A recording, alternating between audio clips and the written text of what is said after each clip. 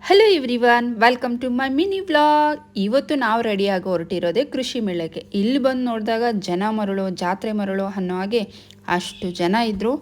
So ಏನು ಮಾಡೋದು, ಹೇಗೋ ಬಂದಿದ್ದೀವಿ, ನೋಡಿಕೊಂಡೇ ಹೋಗಬೇಕು ಅಂತ ನಾವು ಡಿಸೈಡ್ ಮಾಡಿ, ಸೊ ನನ್ನ ಹಸ್ಬೆಂಡ್ ಏನು ಮಾಡಿದ್ರು, ನನ್ನ ತಮ್ಮನ ಪಾಪು ಕೂಡ ಬಂದಿತ್ತಲ್ವ, ಅವನ್ನ ಹೆಗಲ ಮೇಲೆ ಕೂರಿಸ್ಕೊಂಡು ಸೊ ನಾವು ಫಾಸ್ಟ್ ವಿಸಿಟ್ ಮಾಡಿದ್ದೆ ಫಿಶ್ ವರ್ಡ್ಗೆ.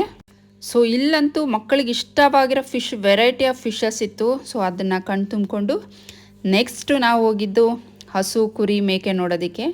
ಸೊ ಇಲ್ಲಿ ಬೇರೆ ಬೇರೆ ಕಡೆಯಿಂದ ಬೇರೆ ಬೇರೆ ತಳಿ ಹಸು ಆಗಿರ್ಬೋದು, ಹೋರಿ ಆಗಿರ್ಬೋದು, ಎಮ್ಮೆ ಆಗಿರ್ಬೋದು, ಕೋಳಿ ಎಲ್ಲನೂ ಬಂದಿತ್ತು. ಸೊ ನನಗೆ ಎಷ್ಟಾಗುತ್ತೋ ಅಷ್ಟು ಮಾತ್ರ ಕ್ಯಾಪ್ಚರ್ ಮಾಡ್ಕೊಳ್ಳೋಕ್ಕಾಗಿತ್ತು. ಫುಲ್ಲು ರಶ್ ಇತ್ತು. ಹಾಗಾಗಿ ಇನ್ನು ರೈತರಿಗೆ ಬೇಕಾಗಿರೋಂಥ ಐಟಮ್ಸ್ ಕೂಡ ಇತ್ತು. ಟ್ಯಾಕ್ಟರ್ ಆಗಿರ್ಬೋದು, ಅದಕ್ಕೆ ಇಂಜಿನ್ಸು ಎಲ್ಲನೂ ಕೂಡ.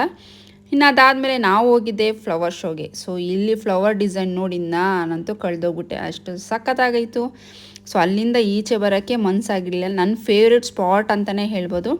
ಸೊ ಸಖತ್ತಾಗಿ ಮಾಡಿದರು. ನನಗಂತೂ ತುಂಬ ಅಂದರೆ ತುಂಬ ಖುಷಿ ಆಯಿತು.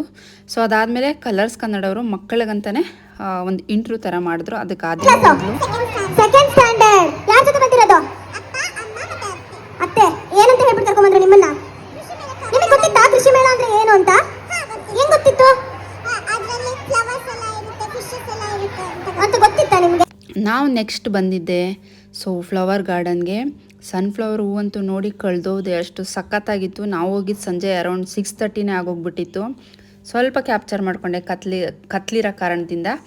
ಅದಾದಮೇಲೆ ನೋಡಿ ಅದೇ ಗಿಟಾರು, ಮತ್ತು ಆಗಿನ ಕಾಲದಲ್ಲೆಲ್ಲ ಬೀಸೋ ಕಲ್ಲಲ್ಲಿ ರಾಗಿ ಬೀಸಿ ಮುದ್ದೆ ಮಾಡ್ತಿದ್ರು. ಅವಳು ಅದನ್ನು ಟ್ರೈ ಮಾಡಿ ಖುಷಿಪಟ್ಲು. ಸೊ ಇವತ್ತಿನ ಬ್ಲಾಗ್ ಇಷ್ಟೇ ಫ್ರೆಂಡ್. ನೀವು ಯಾರಾದರೂ ನಿಯರ್ ಬೈ GKVK ಹತ್ರ ಇದ್ದರೆ ನೀವು ಹೋಗಿ ವಿಸಿಟ್ ಮಾಡಿ ಕೃಷಿ ಮೇಳಕ್ಕೆ. ತುಂಬ ಅಂದರೆ ತುಂಬ ಸಖತ್ತಾಗಿದೆ. Thank you so much.